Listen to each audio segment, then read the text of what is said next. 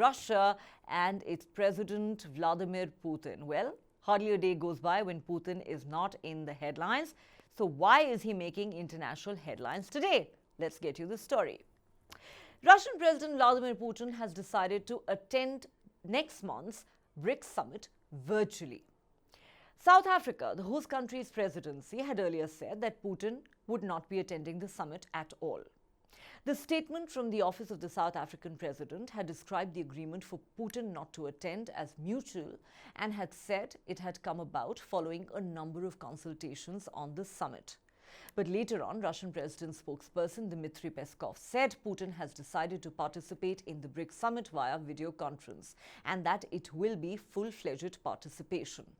Moscow has also said that Russian Foreign Ministry Sergey Lavrov will attend the summit in person in Johannesburg.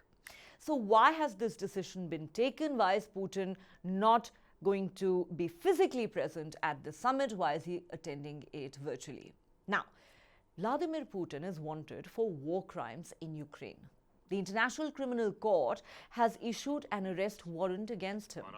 And as a signatory to the ICC, South Africa faced a huge diplomatic dilemma as it would have been under obligation to arrest Putin the moment he set foot on their soil.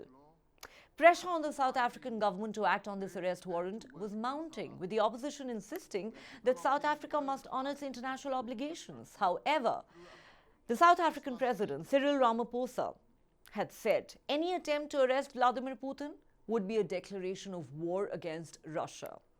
Now, Russia's Foreign Minister Sergey Lavrov, as we said, will represent the country in person at the two-day summit, and Putin will participate via video link. Supporters of Russia have criticized the decision, saying South Africa should have insisted and used its sovereignty to protect and defend its friend Putin. But South Africa's invitation to Putin had actually caused quite a controversy both nationally and internationally. It was seen as a move by the government to stray from the middle ground that it has sought to tread alongside other African nations in the war between Russia and Ukraine. But President Cyril Ramaphosa's government developed cold feet as pressure to arrest Putin mounted. The biggest opposition party, the Democratic Alliance, went to court to try and force the authorities to arrest Putin should he set foot in the country. Global human rights group Amnesty International was also part of this challenge. Court documents reveal that President Ramaphosa was firmly against any such move, stating that national security was at stake. In an affidavit submitted in court, Ramaphosa stated, Russia has made it clear that arresting its sitting president would be a declaration of war. It would be inconsistent with our constitution to risk engaging in war with Russia, he said.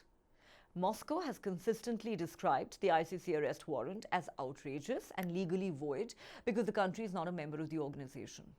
The African continent remains split over the war between Russia and Ukraine, with some countries showing reluctance to back United Nations resolutions condemning Russia for its actions in Ukraine. The reasons for this vary from country to country, but experts say one factor is the economic ties that some, including South Africa, have with Moscow. A sanctioned Russian oligarch, Viktor Vekselberg, is said to be one of the biggest donors to South Africa's ruling party, the African National Congress.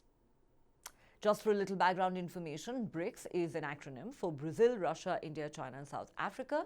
The BRICS grouping is seen by some as an alternative to the G7 group of advanced economies. The leaders of Brazil, India, and South Africa will attend the summit. BRICS is a bloc of emerging economic powers and was formed in 2019. South Africa joined the following year after an invitation from China. Ethiopia, Iran, and Argentina have applied to join the bloc.